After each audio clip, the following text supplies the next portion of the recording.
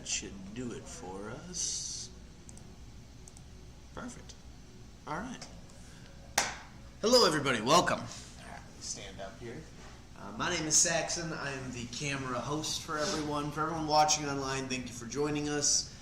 Today is the second Thursday of the month, so today is the intermediate camera class. Let me switch over to my presenter view. For those of you who are brand new or just joining us, for those of you who've maybe done this before, you're coming back to it again, welcome. Every Thursday for the month we try to do a camera class. It's a rotating schedule, so we do the identical schedule every single month.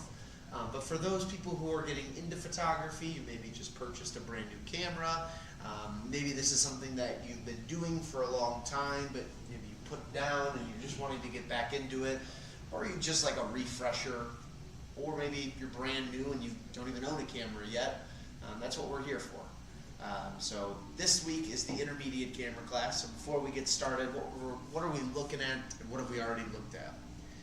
In the intro to camera class last week, we talked mainly about the automatic setting. I didn't want to overbear people with too much information. I wanted you to get comfortable holding a camera, shooting with a camera, getting used to the overall feeling.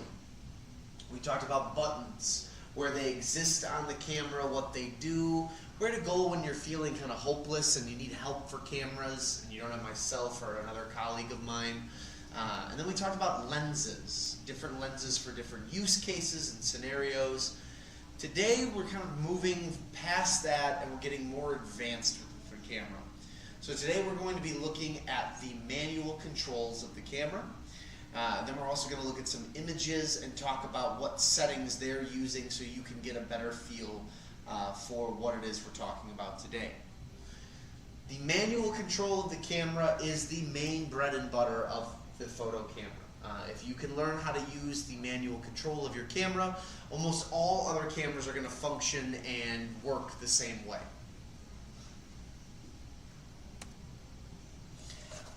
Why would we want to go advanced as far as a point and shoot, a DSLR, or mirrorless camera?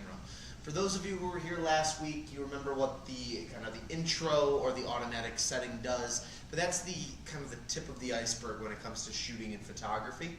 If you can learn how to manually control a camera, you can learn how to kind of unlock all of its secrets, whether that be color, lighting, the mood, the vibrancy of the picture. There's so much that can be done when you learn how to command and control the dials of the camera. So why do we want to go more advanced with any of this? It's to become more of a master of the camera and to get better at the craft of photography. So this may be a perfect way of then showing what I mean by that. So if we look at what I call a snapshot versus a photograph, a snapshot's meant to be something easy, done with little to no thought. It's quick, it's simple. This is a picture I took with my phone of one of the escalators that leads up to our second floor. Using my camera, I then took a photograph and I actually went through and manually controlled all of the various settings and controls of my camera. Able to then take a photo as simple as this, which I would consider a snapshot, and then without editing the photo, using my camera to take the same thing but with more detail and more attention. There's no touch-up with this. I didn't go on and edit my photo in any software or system. All I did was control the manual aspect of the camera. I changed things like the lighting, the vignette of the camera. I changed the aperture, the shutter of the camera as well, the ISO. I played with the filters on the camera. I changed the actual lighting and where the sensor is hitting with the lighting. All of these, mixed with other controls of the camera, led me to go from this, more of a snapshot, to something a little bit more thought out and controlled. So what we're going to do today is talk about the controls and the systems that you can use to take a photo and make it look a little bit more pretty or colorful or vibrant or moody, whatever it is that you're trying to aim for. And also to anybody online and to yourself, if you have any questions, by all means interrupt at any point in time. I'll answer those live for you. So step one, this is the most basic on there. Learn your camera. Last week we talked about different resources. There's websites that you can go on. YouTube is one of my personal favorite websites to get information on your camera.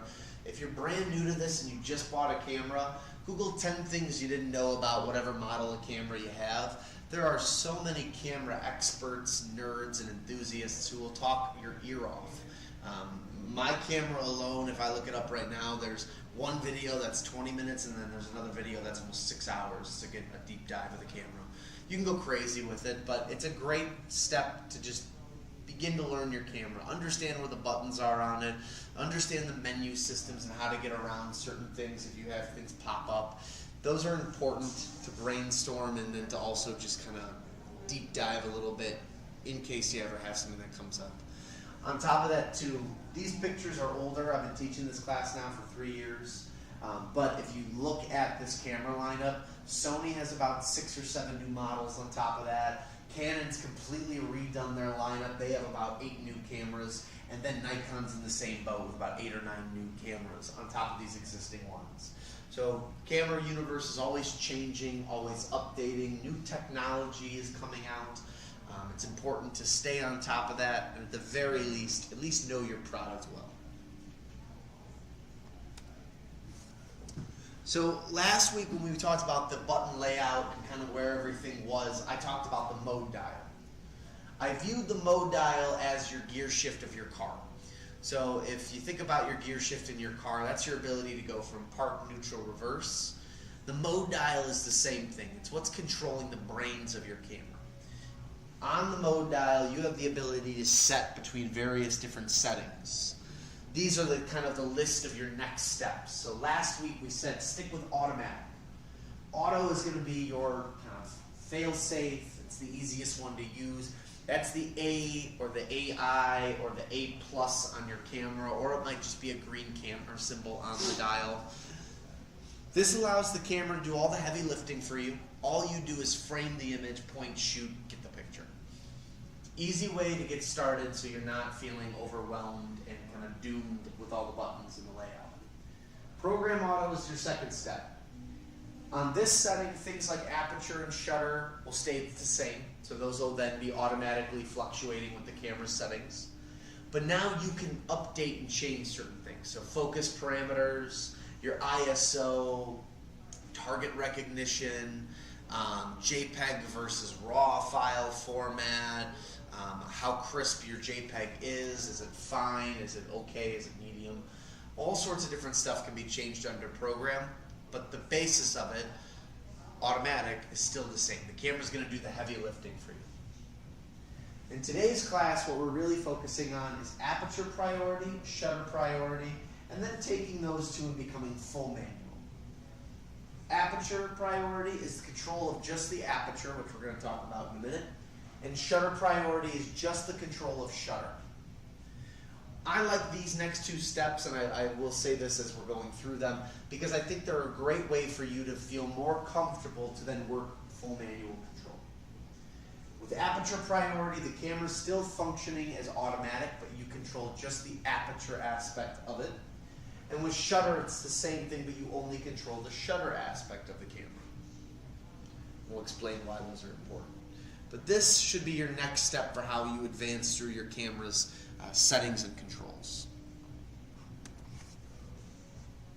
This is going to be the main jumping off point for what we're going to be discussing for probably the next 30-40 minutes. It's the exposure triangle. Now, some books and text material might show this as a triangle. I like to show this as a chart, and we'll explain a little bit more for why that is in a minute here.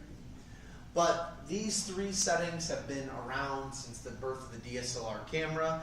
ISO has gone through a few different changes throughout the 100+ years of photography, but I'll explain where ISO kind of comes from in all of the grand scheme of things. But shutter and aperture have been around since the very first camera was made, so it's important that if you want to become an expert with your camera, you learn how to control these three things. Let's start by talking about aperture by itself. What does that mean? With your lens, you're going to notice that there's an iris on the inside of the camera. This iris will open and close to give you a smaller or larger circumference on the inside. And you can compare this to your eyeball. If you look at the black part of your eye, as you're exposed to more sunlight, that iris will grow smaller. The reason being is it doesn't need to let so much light into your eye because it can see everything that's in front. Your iris gets very big though when you're dark and at night. When you go to sleep and you turn the lights on fast and it hurts and it burns, it's not because your eyes have been closed or because they're sleeping. It's because your iris on the inside of your eye has become so large to let in the light. That's why you can see really well in the dark when you've been sleeping for a while. The second you turn those lights on, it's difficult. It takes a minute for your eyes to readjust. The same thing can be said for the camera world. So, at f22, we can see that we have a very small circle. We're not letting in a lot of light. At f1.4, it's almost completely wide open. It is wide open. We're letting in the most amount of light. So that's the way you can view those numbers. The smaller the number, the more light that's coming into the camera. The bigger the number, the less light that comes into the camera. Where aperture becomes more photo-oriented is not only with the light, but the background to foreground separation. If our foreground is our figure that's waving, our background is the pyramids behind him. At f22, we might not be letting a lot of light into the photo, but we have a clear background and foreground. They're not separated, they're right on top of each other. We can clearly see everything. As we lower that number and we let more light into the camera, we slowly but surely separate the background and the foreground, eventually blurring out the background almost entirely from the image. To show some real examples of that aren't stick figures, let's start with our image on the left. Here we have the dog and then another dog behind it. We can clearly see the dog's nose in the foreground is showing detail, color, everything else, but the dog in the background is blurred out. Now, we can tell that it's still a dog, but we can't necessarily see the finer details. Is the dog looking at us? Is it looking at someone behind the camera? Where is the gaze of the dog going? If we then compare that back to the chart, well, you're probably sitting somewhere between an f8 and an f5.6. You can clearly see what the background is. It's another dog, but we don't necessarily have the finer details of the dog. You can kind of see a pink collar there, but you can't see, where exactly the spots of the marking are on the dog. But I like the eyes on the dog. You can't see where the eye contact or the gaze is going.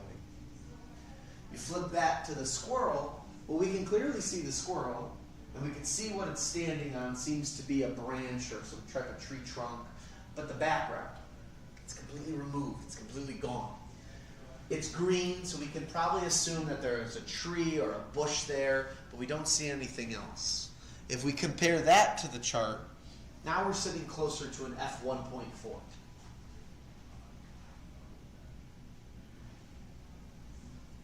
So again, aperture, its main priority is to let light into the camera. The bigger the number, the less light it lets in. The smaller the number, the more light it lets in. But by changing these, what we start to experience is background to foreground separation.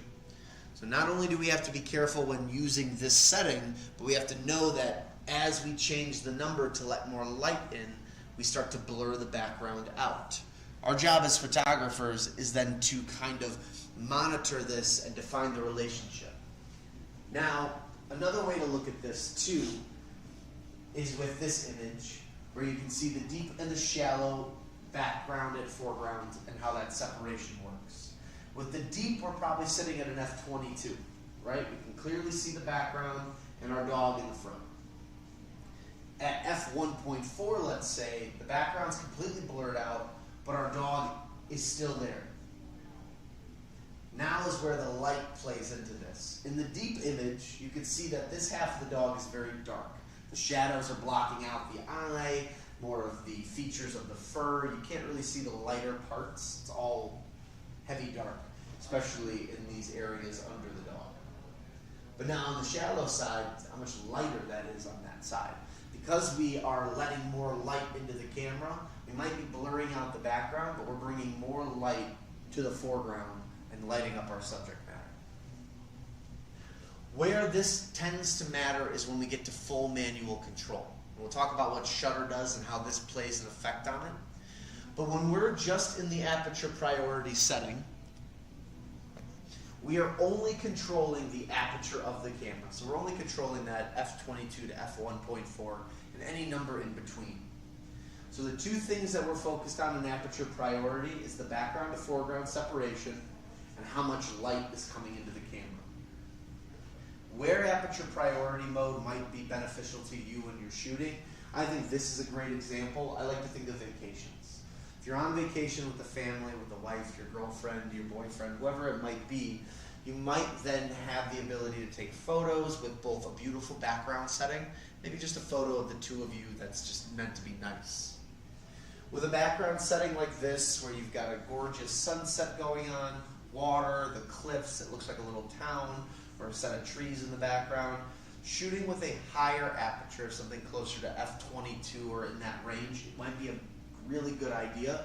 So you can encapsulate this whole image. This is a really nice, pretty image for someone to use for their social media, for their wallpaper, or maybe just as a card or a thank you, whatever it might be of their trip. Now, if you were standing just in front of a brick wall and there wasn't much going on behind you, you might not necessarily care about the background.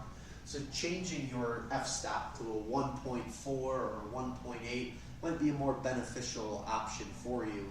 So aperture priority, it's great if you're taking portraits. I like to look at the aperture as a vacation setting, especially if you're traveling and you don't want to fiddle with things like shutter or ISO. Aperture just gives you control over the background to foreground and how much light you're bringing into the camera.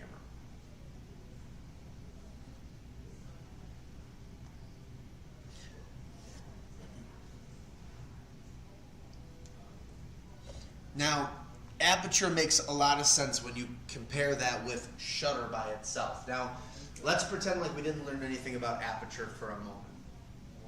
Shutter is controlling the other aspect of your camera. So the idea of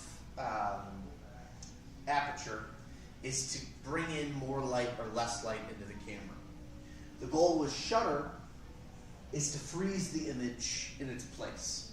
So the goal of shutter speed is to freeze or do a freeze frame on whatever's in front of you. In this case, we have a stick figure that's jogging. When they're running, if we capture them at 1/500th of a second, we're going to get them in a freeze frame motion.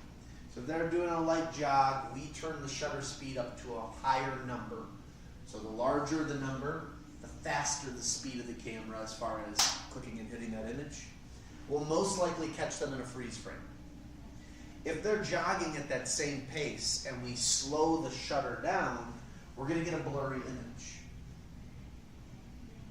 because our camera isn't fast enough to capture that moving object. So that's how we read the chart there. Now, where does this matter? I think this is a good chart to show, and then I'll show some images. So shutter speed can be explained like this.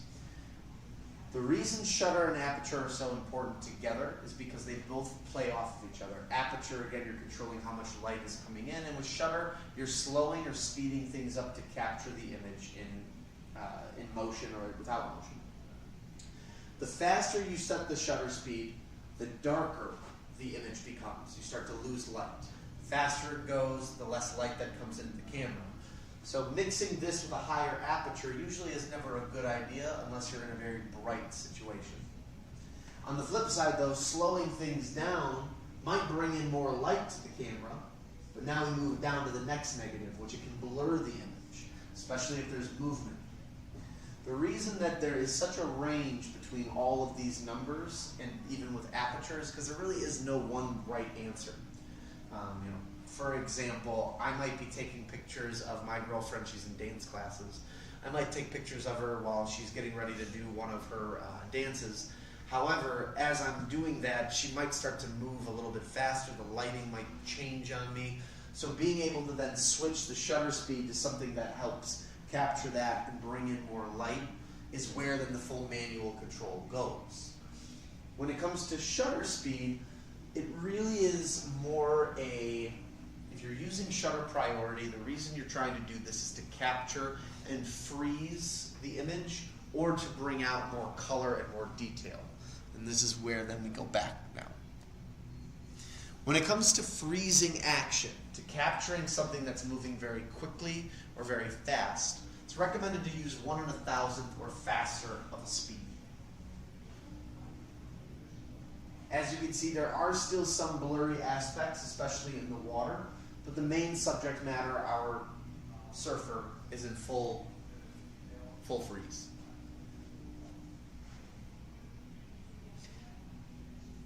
Now, freezing things and having a little bit of blur aren't always a bad option as well, too. You can see in this one how detailed the bird, the beak, and the coloring is. And you can see the slight blur in the wing. So don't be afraid of blur. It's not necessarily a bad thing to have. It does help give a sense of motion. But it's, again, as a photographer, the fun part comes into controlling that motion, to controlling it. And to having it where you can use it where you want it to show through. I think this does a really good job, especially since you see the bug in the bird's beak, and then you see the motion of the wings, so you can tell that it caught this mid-flight as it was going. It just has a really cool kind of feeling to it. On the flip side of doing something that's very quick is the long aspect, so long exposure. On the flip side of being very quickly, you can also be very slow. By being very slow, if you can stay still, so tripod or stabilization of some sort, you can get what's called long exposure photos. And you can really see that in the greens of this image. There's different variations in shades between the moss, the foliage, some of the tree branches, and then if you look real closely, you can see some of the yellow for some of the dead foliage that's up there. This could easily be retouched up and redone in a Photoshop or in a Lightroom of some sort. But if you let the camera sit for maybe 5 or 6 seconds, undisturbed, taking its photo, taking its time, it could really create a detailed shot. You can even see it in the water, how detailed the water is on the same spots where it's coming down in the same motion. But then you can also see where the shine and that color comes through for where the water is kind of sporadic and there's blurriness to it. Going back to that chart, I think, again, this shows a nice example of what it is that we're looking at with shutter. The nice part that then comes in with full manual when you're using something like shutter is that with your aperture, if you know what you're taking a picture of and you know lighting is a certain way, you set your aperture to then either be more light forward or to give you more of that background to foreground separation and balance that you need.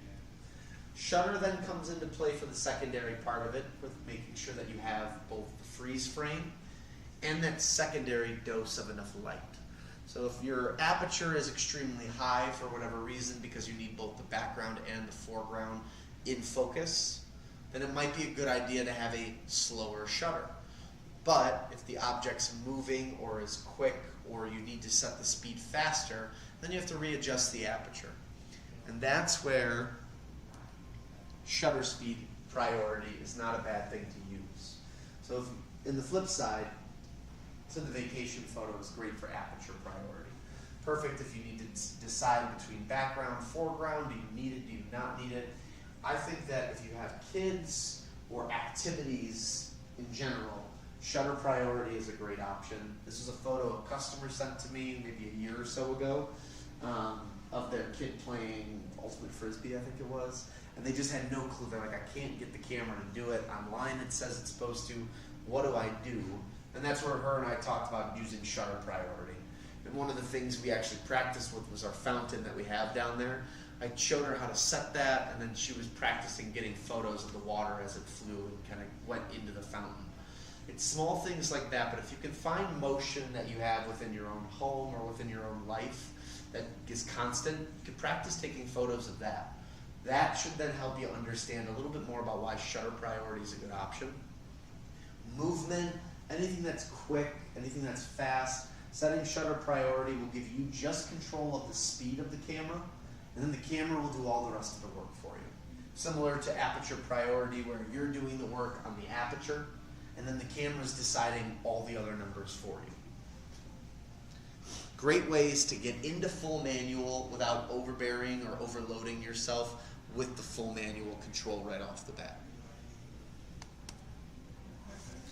Now the last thing to talk about is ISO. It's the third part of that.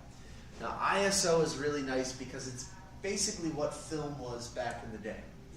For anybody watching at home or anybody here, if you remember buying film for your camera, the film would have a certain number on that. It would say Kodak 400 or Ilford 200.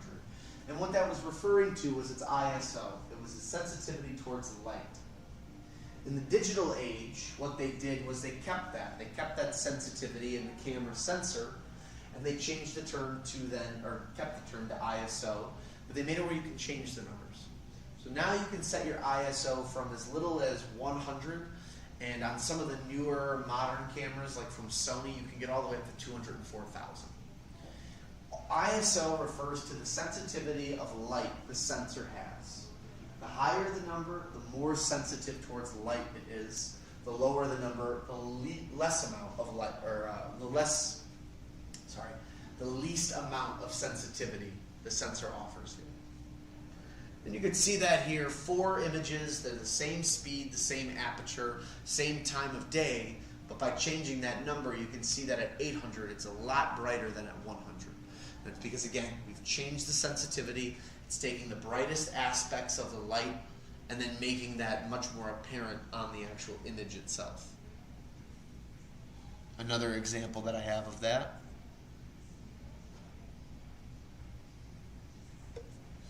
This one I think shows it really well too, because you can see how dark or underexposed a photo can look, and how nice, but how almost kind of washed out or overexposed an image can be, depending on what you set your ISO to. So much like aperture and much like shutter, they give you a lot of variation in these numbers because there truly isn't one right answer. When we look at the images at the end of the class and I talk about the numbers that I think I'm seeing, again, it's always a speculative number unless you know for sure what the settings are on the camera. And the only reason being is that it can change, it can vary.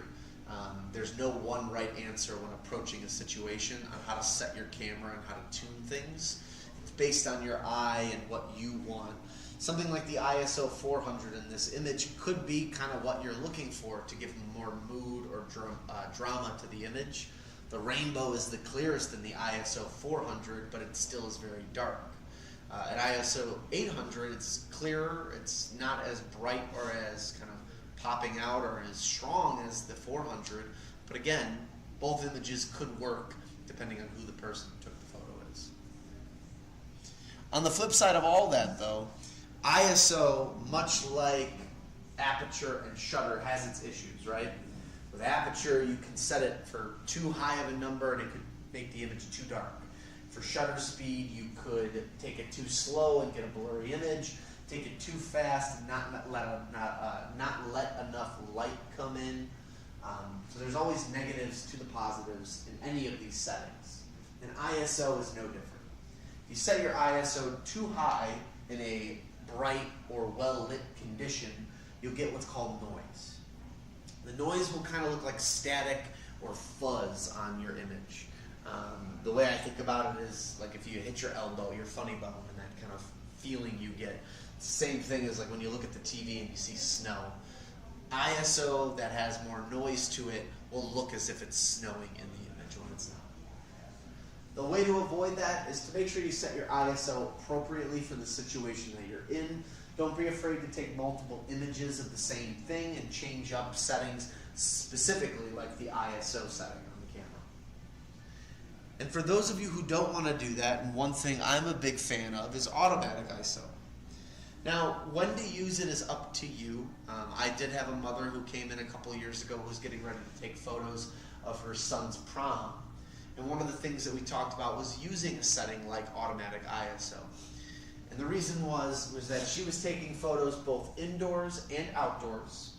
The sunlight was changing. It was an overcast day, so the sun would come out, go away.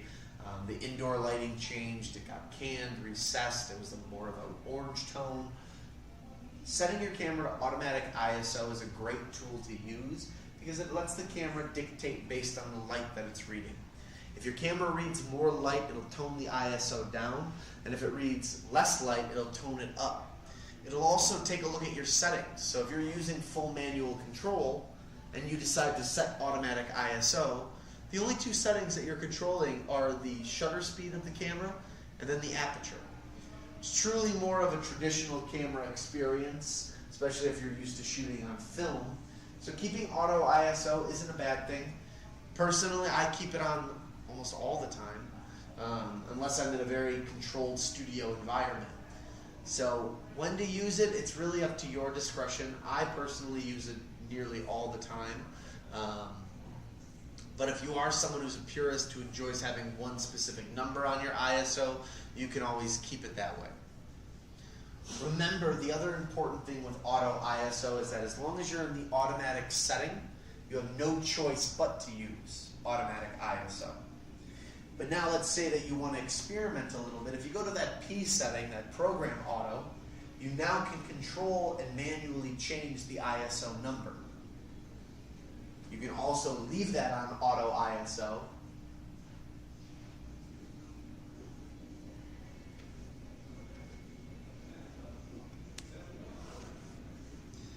Now we talked about the big three. These are the most important three within photography. Let me break them down one more time so we're all on the same page.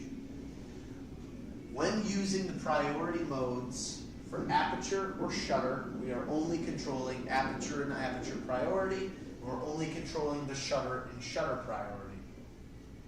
ISO, we can manually control that, or we can let that run on auto in any of the settings that we're in. That's up to us.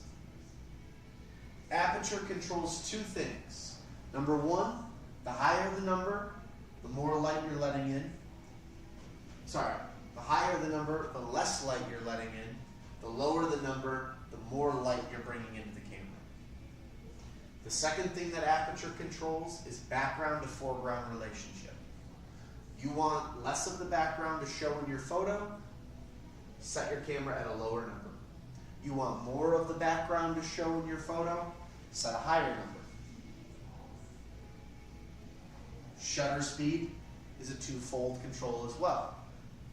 The slower we set the number, so the smaller the number goes to, the more chance for blur that we have of the moving object. The faster that we set our shutter speed to, the better chance we have to capturing and freezing motion. On the flip side of that, the slower we set our number, so the smaller we set our number, the lighter the image will become, because we're letting more light come into the camera because we have it open for a longer period of time.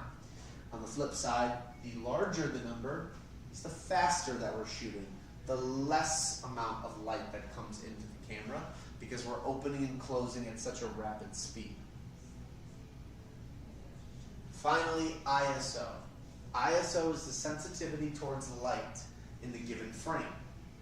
The lower that we set our ISO, the less receptive to light the camera will be.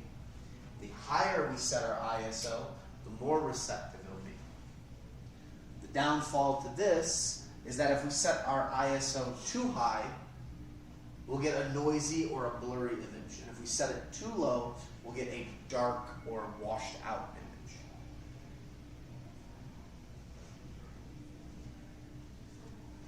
Now, again, where all of these matter is the full manual control. Control over both the aperture and the shutter priorities can be done under full manual control. You can always do ISO as well and control all three, but I would say that a good way, my personal favorite when I'm using my camera is just to control the aperture and the shutter of the camera. I typically don't use ISO that much, but again, your aperture is one of the most important parts of the image because not only does it let the light in, but it dictates your background to foreground and how that's going to look. From there, then, controlling shutter helps bring in more detail to the image, or it helps me make sure that I'm capturing an image in a freeze frame-like pattern. So again, something that's moving quickly. I might not really care that much about what the background looks like, but I'm concerned about getting the image in the correct speed. It's a give and take. ebbs and flows when it comes to full manual control. The best thing I can say is to practice. It's to go out and use the camera, whether you have kids, a dog, wife, family, friends, relatives, whoever it might be. Practice different speeds, different settings, different lighting, different textures. All of that is important to getting better at full manual control. Now, the big three aren't the only things to pay attention to. There's a couple other settings that I'm going to talk about. One of them being exposure and the exposure meter. Now let's say in a perfect world you are shooting on full manual, you've set your camera to all its controls, you've got f-stop at a 1.4, shutters at 1 1/25 of a second, and your ISO is at 800. It still looks a little too dark or a little too light. That's when you can play with the exposure compensation. So the exposure compensation takes the image's light as a whole, monitors it, and then can either make it brighter or darker based on that. Positive numbers, they kind of go to the plus side of things. That's going to raise the exposure, making the image overall even brighter. Negative numbers, you'll see a little minus sign. That will lower the exposure, making things darker.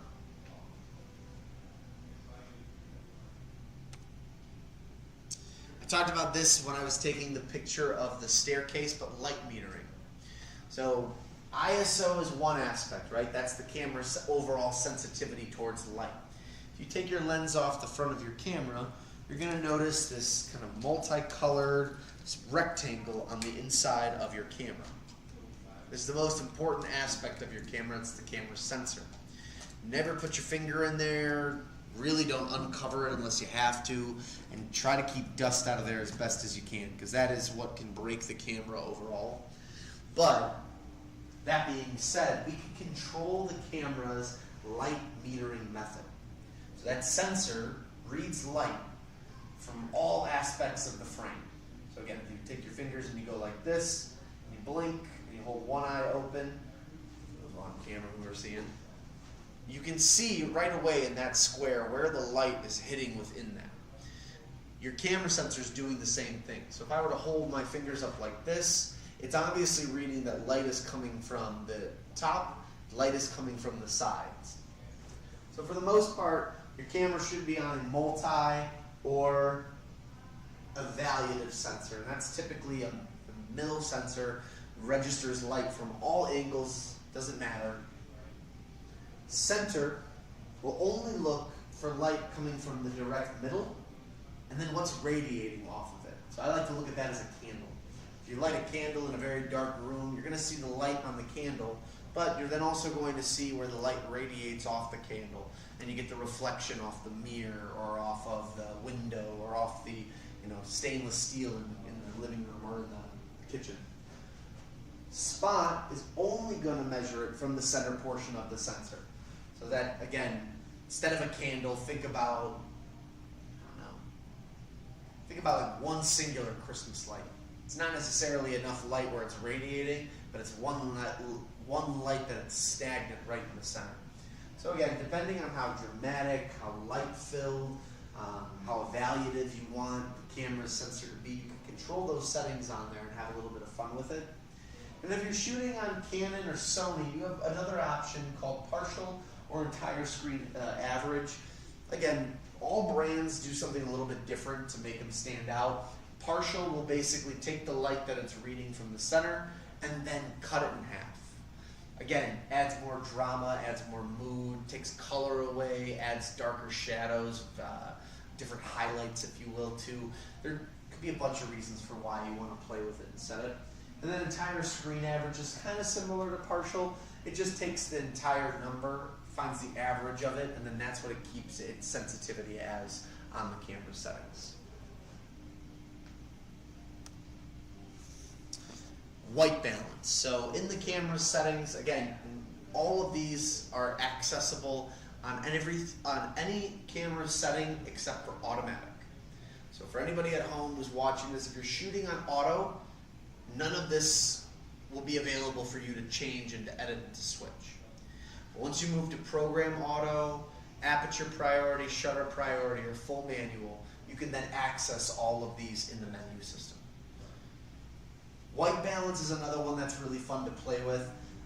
Think about it this way, the color white is a consistent color. You need white for almost every other color to exist. It's a highlight, it's a hue of the color. It can help bring tones down, wash them out. But white is an extremely expressive color. And the color of white, or light in general, can range. And we have the Kelvin spectrum there. So at the lower Kelvin numbers, you get a red or orangier tone. I like to consider those kind of your alive colors. At a higher Kelvin number, it reads at a bluer or darker tone. I like to call those your dead colors.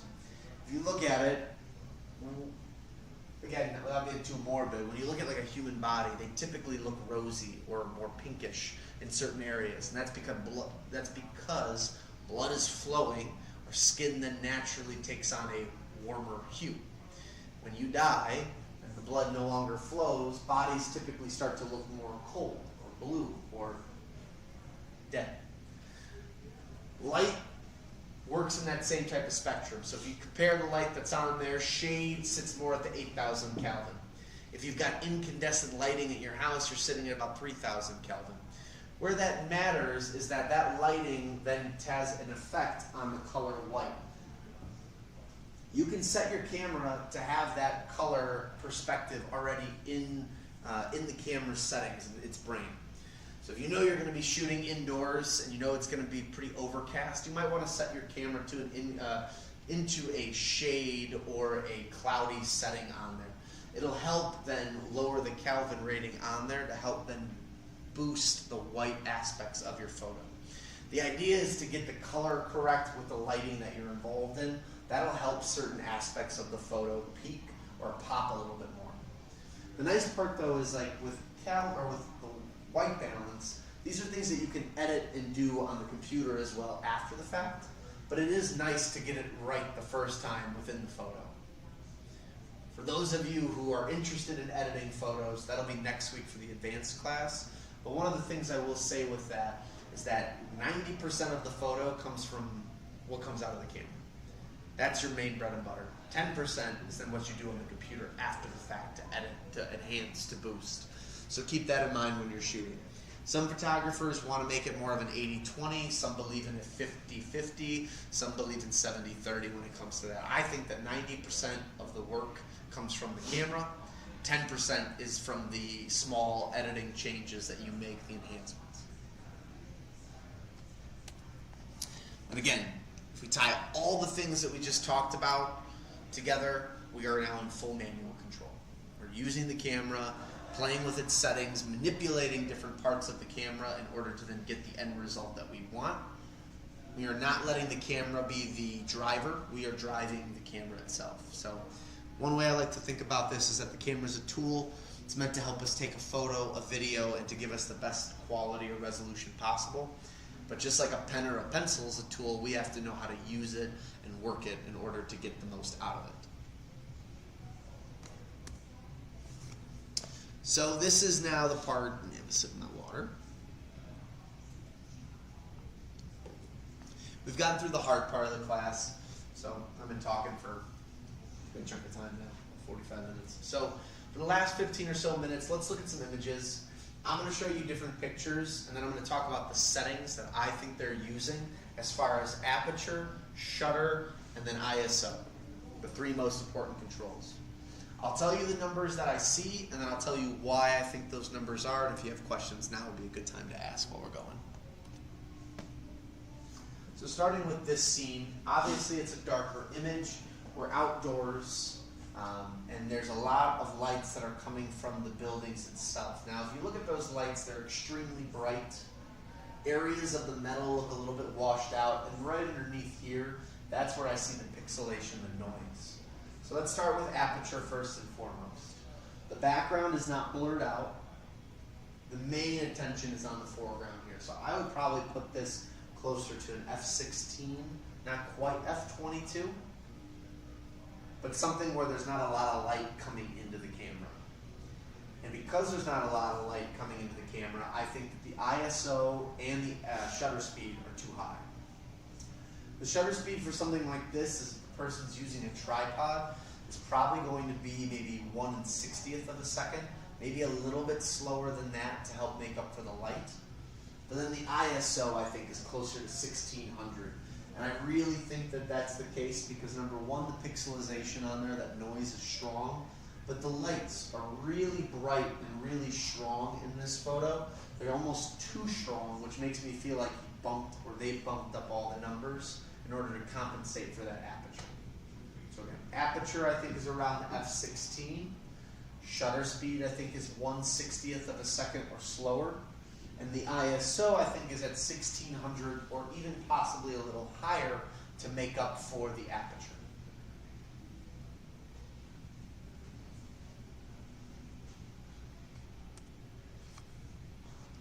Moving to the cherry blossoms. So here we have a branch with some cherry blossoms on there. Behind that we can see that there are more cherry blossoms, but they're blurred out. You can't really make up too much information. I would probably put that closer to f5.6, maybe f8 at the highest, but these are pretty blurred, so I would probably want to go lower. f4 at the lowest. From there then, ISO I don't think is very high. You've got a lot of sunlight that's naturally coming down on these. And we can see the sunlight's coming from what seems to be this angle going down. With this being curled over, we're not getting a lot of sun there. So for that, I probably would say ISO is at 100, maybe 200. Again, we don't need to be too high. The camera's letting a lot of light in. The light itself doesn't need to be oversaturated. And then that with shutter speed, now this is where it gets tricky. Unless these things are violently shaking in the wind, which I doubt it, shutter speed could be anything. Now, I would say a standard run-of-the-mill shutter speed that lets a decent amount of light in, but doesn't go too slow, too fast, around 1/25th to 1/250th of a second. That's kind of the average standard shutter speed for something that's not too fast. You could even go down to maybe 1/60th of a second as well, too, at the lowest. I would probably say that that's somewhere in this one. So again, ISO is low at 100, maybe 200. F-stop is also going to be a lower number, so I'm going to say closer to 4, 5.6 because of the background blur. And then as far as the shutter, I would say slowest, 1/60th of a second, maybe around 1 and 125ths of a second. I hate fractions. Absolutely can't stand them. Here you got two firemen. Now, aperture on this one, definitely closer to f4, get a little lower, f2.8. You can clearly tell it's a fireman based on some of the pieces that he's wearing, the hat, the walkie-talkie, but you can't make out the finer details of them. Again, you can't see which direction he's looking, if he's looking at the back of his head, if he's looking at the camera, but you know it's another fireman. So f4 I would probably say for that. ISO, the lighting is extremely dark. It's recessed, much like the lighting in here. It's also more orangey. So if I had to think of the number, I would probably put this closer to maybe a 600 ISO, 800 ISO, just so that way it helps pick up that light. And then shutter speed, again, you've got a higher ISO, good aperture on there. Unless these guys are moving really quickly, I'd also say about 1/60th to 1/125th of a second.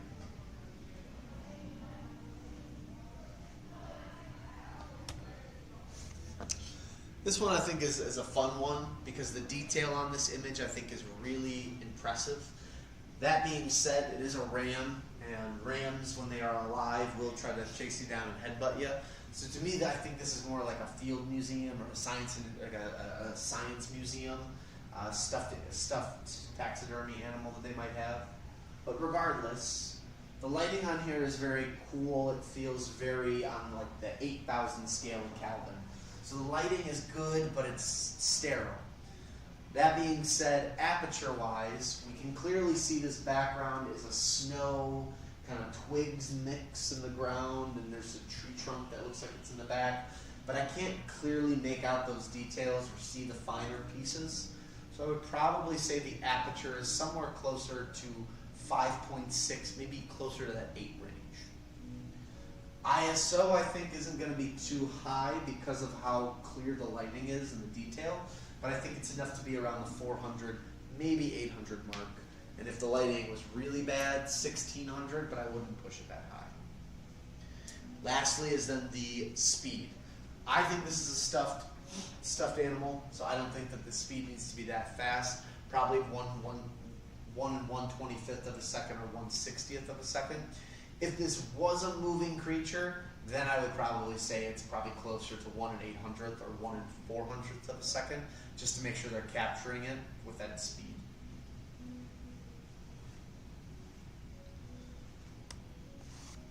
Now we get into something a little bit more fun, something more to talk about. So again, we talked earlier about capturing something in still motion when it's moving very quickly.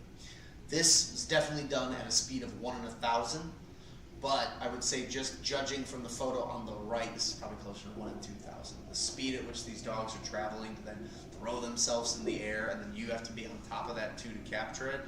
The speed of this is going to be intense. But they can shoot at such a fast speed because they're wide open on everything else. So if you look, the background's blurred out really intensely in both these images. You can tell that it's probably trees and shrubbery. That to me looks like cars behind this. You can make those details out, but that's definitely a 1.4 or a 2.8 aperture because the background is blurred out so much. Because of how fast these things have to be open, not only does the aperture, because of how fast these photos had to be taken, given the speed, not only does the aperture need to be wide open, but I think the ISO needs to be really high too. So to compensate, because you've got such a fast trigger, you're probably looking at about 3200 ISO. Maybe a little lower at 1600 or 1800, but I would probably say 3200 would be a good number to make sure there's a lot of light coming in with a wide open aperture to then do something that's extremely fast, like 1 in 2,000th of a second. Yeah, this one gets me. Because not only do you have the dog's face in perfect stillness, but then you've got all 4 of the paws and the frisbee. It's a really clean shot.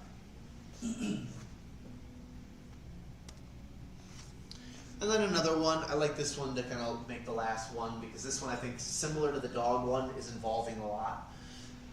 This guy's in motion, he's scoring a touchdown, he evaded a tackler and he's jumped into the end zone. You can make that out because you can even see the pebbles of the turf flying in the air as he's jumping, legs kicked in the back. So right off the bat we know speed is involved with this. We've got good lighting, you can see the drop shadows coming from all the figures on the page. But let's start with aperture, like we've been doing. If we look at the 2 football players behind them, we can clearly tell they're football players. We can tell that's either number 6 or 8 at the top there. And if you look even closer, you can almost tell what school it is on the legs. However, we can't necessarily see all that finer detail. So the aperture isn't low, or sorry, the aperture is not a 1.4. It's not that low, but it's definitely not an f/22. I think this lies somewhere in the middle around that f/16 range, maybe a little lesser than that, f/10, maybe f/12. Enough where we're blurring the background out slightly, but not enough that we're not able to see the whole image. Then I think speed comes into this a lot. So ISO, before I even say that, is probably somewhere at a 1600 to 800 because of how good the light is. The aperture is not too high. But then it's the speed, I think, is where this thing is. So I also would say this is probably close to 1 in 1500ths of a second or 1 in 2000ths of a second. The speed at which the football player is running, the speed at which the camera is about to start firing, mix that in with the lighting and the aperture. I think that's a good range to be in order to make sure that you're getting this in good stillness and good color.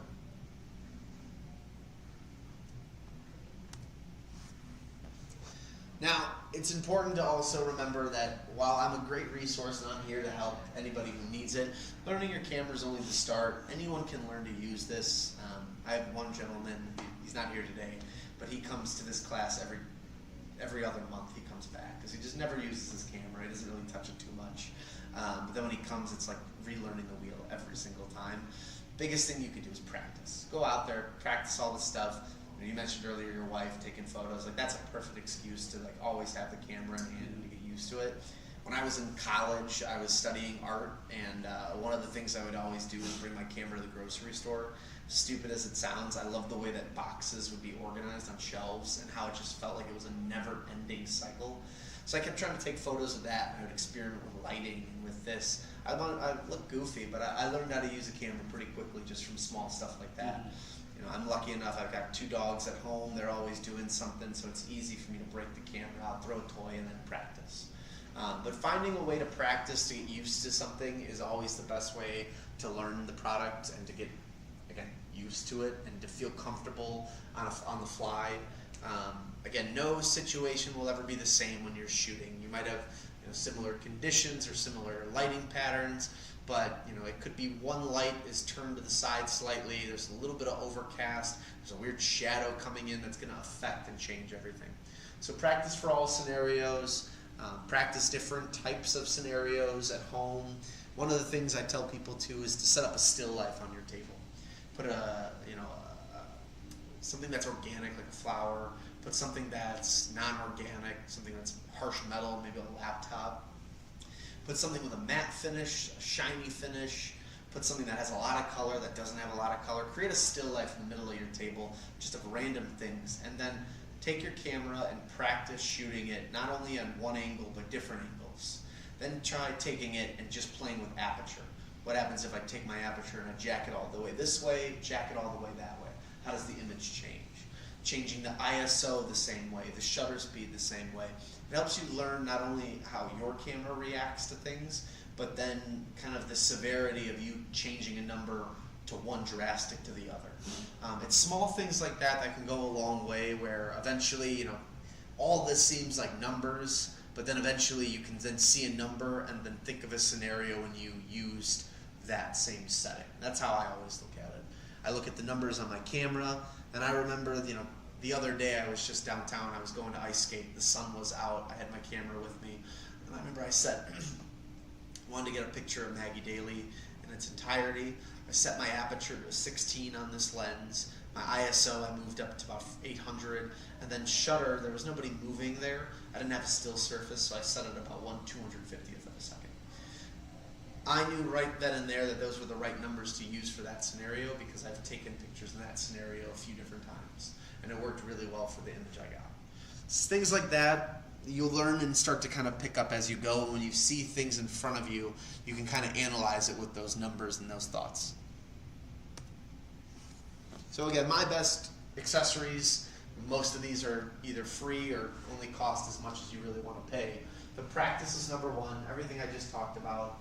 Classes, there are so many classes you can take. There are free classes like what I do. There's paid classes that you can do. There's even some online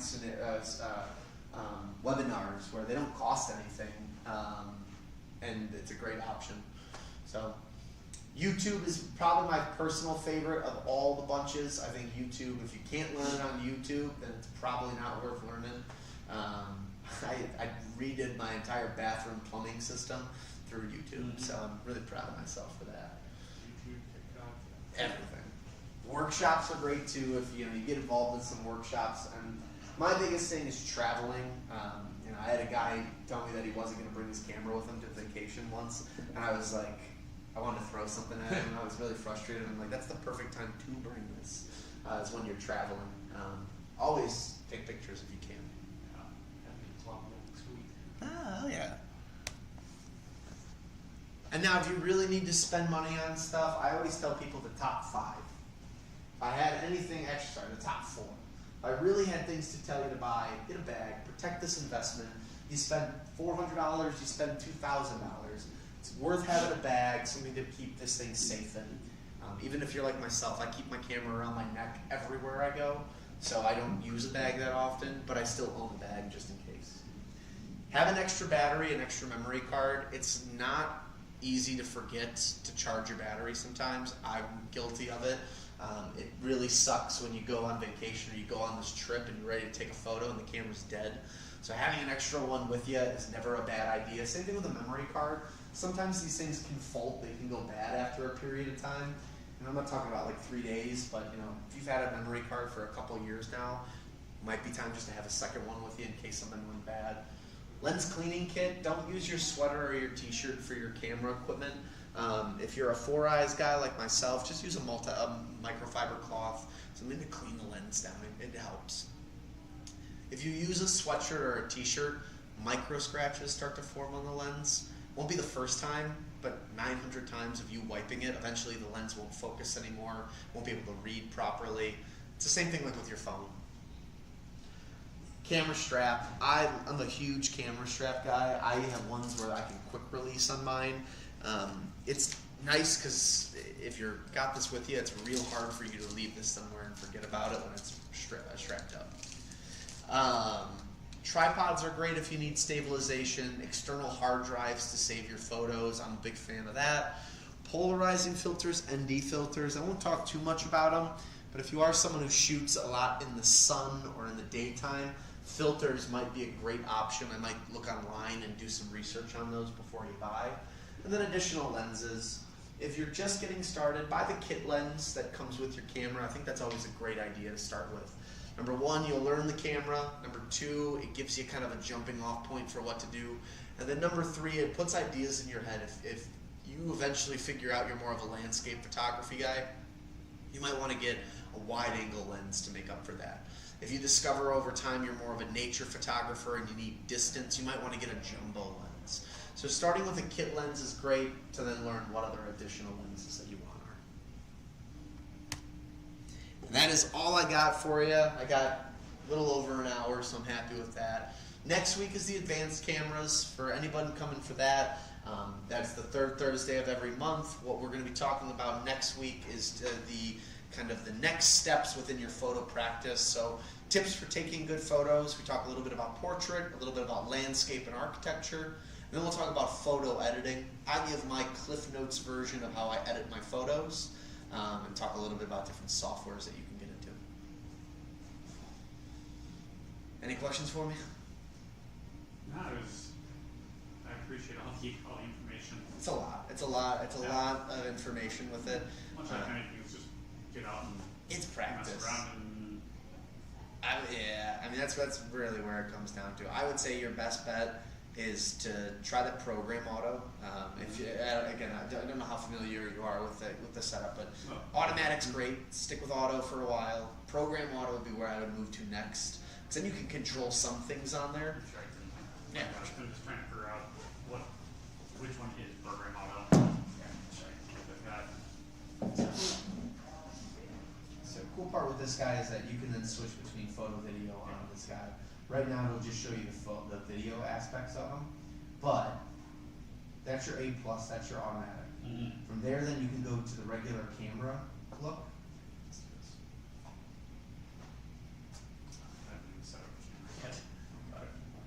Do you want to do a password on there? Most people don't, I would say. No. Again. Let's see.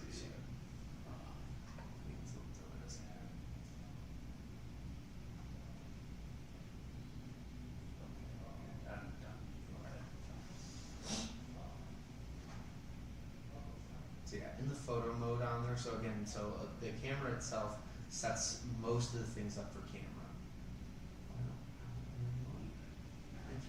I'll let you go. I wonder if they'll change that. That's a newer software update. I noticed that on a few of their cameras, and Canon's the only brand I've ever seen to do a password on their stuff.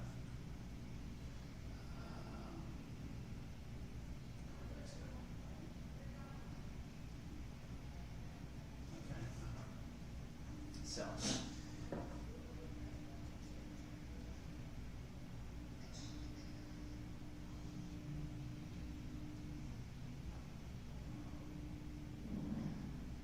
There we go. Okay. So with your camera, it's a little bit different. So it prioritizes video first and foremost. Mm-hmm. SNF is for slow and fast. That's like your, if you want to do, not stop motion, but like a slow motion video or a hyperlapse video of something, standard video, and then now you have C1, C2, and C3. These are all customizable video settings. As you're getting into it, you can set if there's certain settings you want to use for certain times of the day, or for certain things that you're constantly doing over and over again. Mm-hmm. You can then customize those so they're always there. scene is a lot like automatic, but what's cool about it is like you can choose, so smooth skin movie, something to make skin look more beautiful. For demonstrations, product reviews, or similar situations, record movies less affected by camera shake. So again, if you need more stabilization, you can set those on. So those are just kind of automatic settings on there. If you go to the photo icon though, similar both, press on the top corner, now is where we have the ability to switch. So A+, intelligent auto.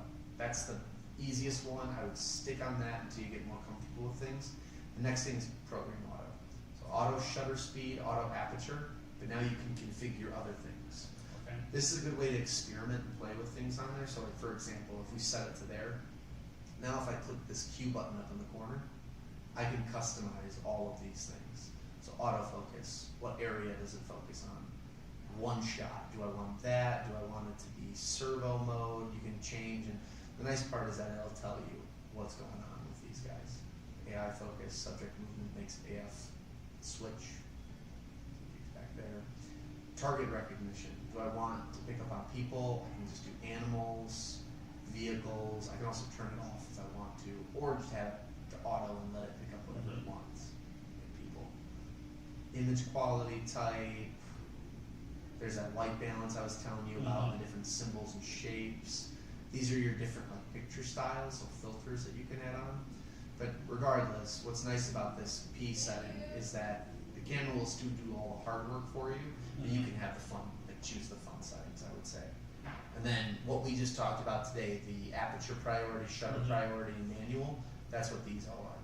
So shutter priority, aperture priority, full manual. So all stuff to play with. I would start with intelligent auto, and then I would play with the P setting. Once you get comfortable with that, then I mess around with the others as you feel fit. Okay. But yeah, access that. Just make sure you're on the camera icon, press the top corner. Yeah, exactly. But yeah, no, I'm a huge fan of this guy. I like the grip on this one specifically because it's a newer one. It's been getting good reviews with the size too. It's a good size. I'm also a big Peak Design guy. I've got all that. That's the only thing I use. I'm even spoiled to the point where I have the roller now. So I have the luggage case for it. I'm like, I only use it. I fly maybe 4 or 5 times a year, but I'm like, I'm gonna get my use out of it. Yeah, for sure.